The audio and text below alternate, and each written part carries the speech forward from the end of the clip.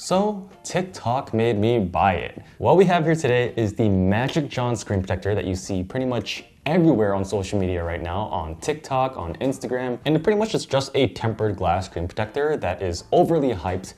They have two versions. They have a privacy version as well as a standard one.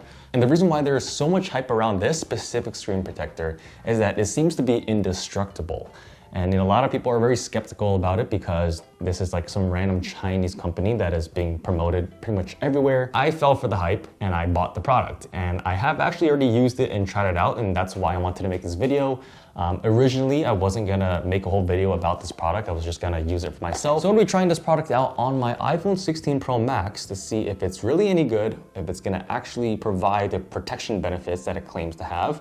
Also just the overall visibility of it, because this is the privacy version. But before we get to the whole installation process and the review on the screen protector, I wanted to give a quick shout out to our sponsor, CRAVE.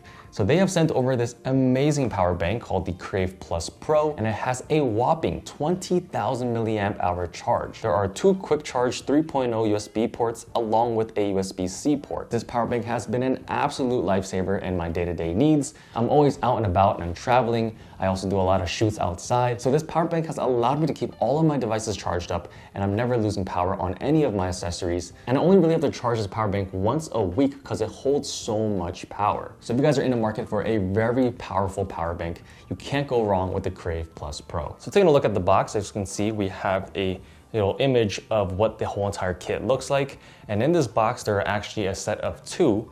I already have used one, so I only have one left in here. So what you have is this entire contraption, and this is the privacy version. So as you can see, it blacks out when I turn it side to side. The screen protector is in here, and it's a single pull kind of mechanism. You also have a plastic squeegee and some wipes. So pretty straightforward unboxing experience. You only get a couple of items here. You get the screen protector itself, some wipes, and also a squeegee. And we're also gonna be testing out all of the features that they constantly advertise, like the ultra durability, the scratch resistance, the fingerprint resistance, and also the oleophobic coating that creates this very hydrophobic or water resistant finish. On top of that, they also boast how this thing can be installed on dirty screens. So if your screen has like dirt on it and whatnot, it's able to remove all that dirt during the installation. So inside of here, we have this number one, which is wet wipe. So this is pretty much an alcohol pad that's gonna be able to remove any oils on your screen and whatnot. So we're gonna quickly just wipe that down. Then you also have a microfiber towel, which you can buff out any remaining residues and whatnot. And lastly, you get a dust sticker, which if you have some specks of dust, pretty much the way this thing works is you can just kind of go like this. Or also if you do have dust in between the screen protector and your phone screen, you can lift up on the screen protector and also do the same sort of sticky method. So I want to test out the whole dust proof method real quick. So I have some salt, some larger chunks of salt, and I'm gonna sprinkle it on my screen, kind of simulating that there is dirt or dust on my screen. As you can see, they are pretty chunky bits, and hopefully it doesn't get embedded in here in between the screen protector. And pretty much you just line it up with this tool, just like that. And all you have to do is pretty much pull this tab, which will remove all of the dirt and all the dust on the screen, and then swipe down here to activate the whole adhesion, and pull this one tab up to continue that pattern. So we're gonna hold this nice and firm. I'm gonna put it down on the table actually. I'm gonna hold it down like so, and yank out this tab. Oh my gosh. Whew. Now we're gonna just swipe down here. I'm gonna give it another swipe up, like so. You kind of see the bubbles traveling up, but it does seem to have gotten stuck halfway. I'm gonna take this pull tab and just pull that up as well. Now you can see it's kind of climbing up. Okay, I'm gonna remove this cover. There are some bubbles here, but I'm pretty sure that's also the outer lining. So that's why you have a squeegee, and you can kind of just work out those bubbles. And it comes out pretty easily. So I'm gonna push it down. So here we have it. The installation was very straightforward and simple. And yes, it does stand true that it can remove the dust on your screen while giving you a seamless installation. Definitely it does create a slight haze, which is typical when it comes to privacy screen protectors. When it comes to the privacy mode, I have to turn my screen about, I wanna say 45 degrees to get that full blackout.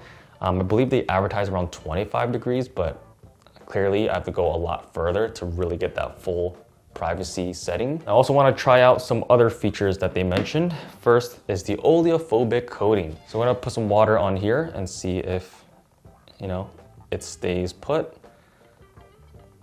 Little droplets, little beads of water. And let's see. Oh, wow, look at that. Like Jello.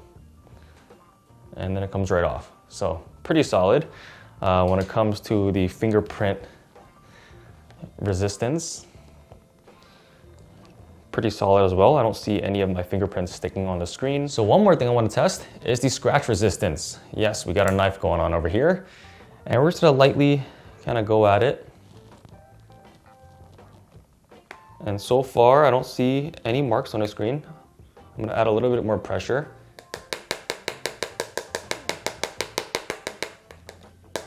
Okay, it is pretty resistant. It's hard to tell if it's really scratched up or not. I don't really see any marks. So far, everything does seem true to what they're advertising. It's very scratch resistant, fingerprint resistant, water resistant. Now, something I did notice about using a screen protector is that it's quite thick. And the problem with having a thick screen protector is that it does reduce your touch sensitivity. Now, if I'm just navigating through the screen, normally, it responds. If I'm swiping across, that works totally fine. But what I do notice is if I'm texting or typing where I'm doing rapid clicks, a lot of times it won't register every keystroke that you're putting in. So I'm gonna do a little bit of a quick test. I have my Notes app open. Hello there, welcome to yet another video. And look at how messed up that is. I mean, part of it's me, typing a little incorrectly, but it's not as responsive as, without it. So if I'm just gonna click, everything in the middle row, so from A to L. Okay, let's see if we missed anything. A, S, D is missing. G is there, H, J, K, L. Okay, so we are missing one letter. I'm pressing this backspace, but look, it's only registering a few. Look at how many spacebars are going and how many times I'm actually trying to press it. And then let's say I'm gonna backspace.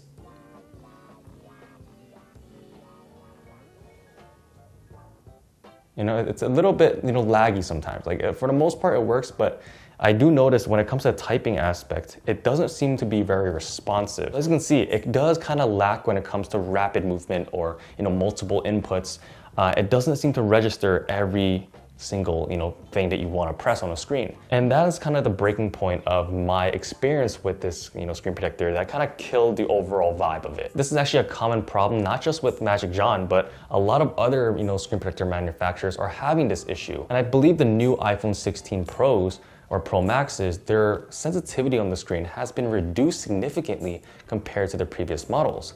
On average, these tempered, screen protectors are around 0.3 or 0.35 millimeters thick, and that is the average, and that is fine for most devices. But with the new iPhones, that is way too thick, and that makes it really unresponsive. And so it does take a bit of effort to find a screen protector that actually works, and you have to find something that's under 0.3 millimeters. That's what I've noticed, from trying multiple screen protectors.